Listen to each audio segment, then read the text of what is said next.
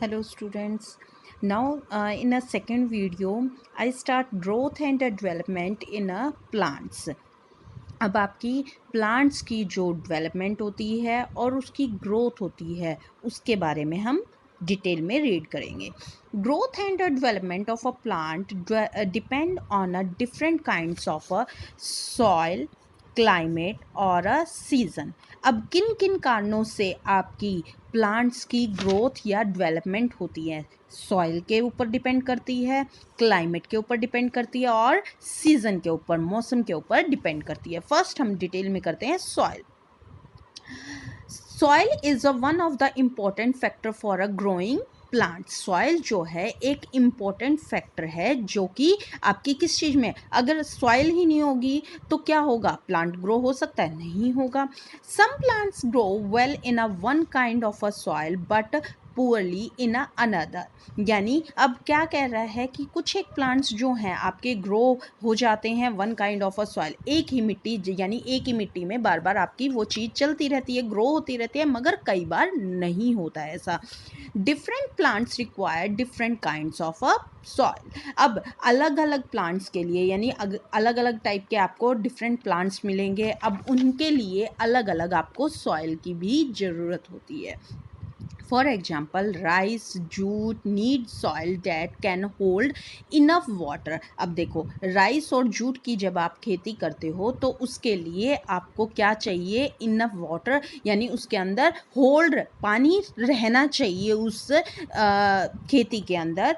Like a loamy and a clayey soil. Clayey soil, loamy और clayey soil क्या होता है? चिकनी मिट्टी. ऐसी मिट्टी उनको उनको उस फसल को ज़रूरत होती है. Wheat, jowar, bajra are grown in a sandy and irrigated soil of Punjab, Uttar Pradesh and Rajasthan. अब जो वीट है, ज्वार है, बाजरा है, इन तीनों फसलों के लिए हमें कैसी यानी सॉइल चाहिए? सैंडी और संचित भूमि, यानी जिस पे आप प्रॉपर से इरिगेशन, यानी आप सिंचाई कर सकते हो उसमें. और वो कहाँ पर है? पंजाब, उत्तर प्रदेश और राजस्थान में.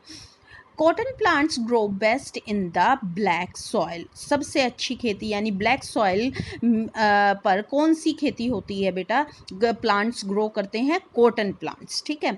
टी के लिए अब कौन सी, कैसी सॉइल होनी चाहिए? Tea plants are grown in a moist soil of a hilly areas, Assam, Nilgiri, Darjeeling, whereas a maize plant grow well in a dry soil.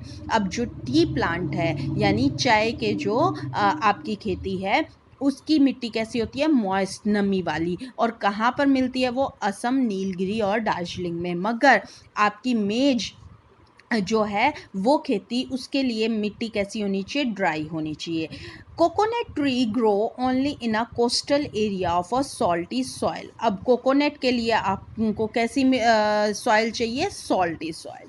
Next topic आता है climate. Different plants are adapted to different climates. अब जैसे, यानी plants की भी बेटा मिट्टी अगर हमें अलग अलग चाहिए होती है तो उसका, यानी उस फसल के लिए हमें क्लाइमेट भी बहुत मैटर करता है. जैसे the aquatic plants grow in a water. अब जो पानी के अंदर जो प्लांट्स ग्रो होते हैं वो कहाँ है? पानी के अंदर. While the desert plant like a cactus grow best in a desert area. अब क्या जो आपका कैक्टस प्लांट है, क्या वो पानी के अंदर ग्रो हो सकता है? नहीं हो सकता. उसको कैसी मिट्टी चाहिए? उसको कैसा क्लाइमेट चाहिए? ड्राई चाहिए. डेजर्ट में क्या होती है? गर्मी ज़्यादा होती है, तो उसके कारण कैक्टस कहाँ पे? रेगिस्तान में होता है. एक्वेटिक प्लांट जो हैं आपके, वो पानी के अंदर ग्रो होते हैं. Some plants some plants need heavy rainfall. अब कुछ एक प्लांट्स को क्या चाहिए? बहुत ज़्यादा मात्रा में बारिश चाहिए. Like a rubber, others like a cornflour are adapted to grow in a hilly areas where snowfall in is a common phenomena. अब क्या कह रहा है कि बेटा जो आपके रबर और अदर कॉर्नफ्लोर्स क्या होते हैं? शंकु वृक्ष. यानी देखो, ये आपके नीचे से आपके ऊपर की तरफ जो बन रहा है इस टाइप से शंकु वृक्ष बोलते हैं इनको। Adapted to grow in a hilly area, जो कि कहाँ पर ग्रो होते हैं, हिली एरियाज पर, और वहाँ पर स्नोफॉल भी होती है, जो कि वहाँ का एनवायरमेंट इस टाइप का होता है। Coconut trees are adapted to damp and a moist climate. अब जो कोकोनट है, आपका कोकोनट ट्री जो है वो कहाँ पर, नमी, अब जहाँ पे समुद्री एरिया है वहाँ पर आपको सॉल्टी भी मिलेगा और नमी वाला एरिया भी मिलेगा।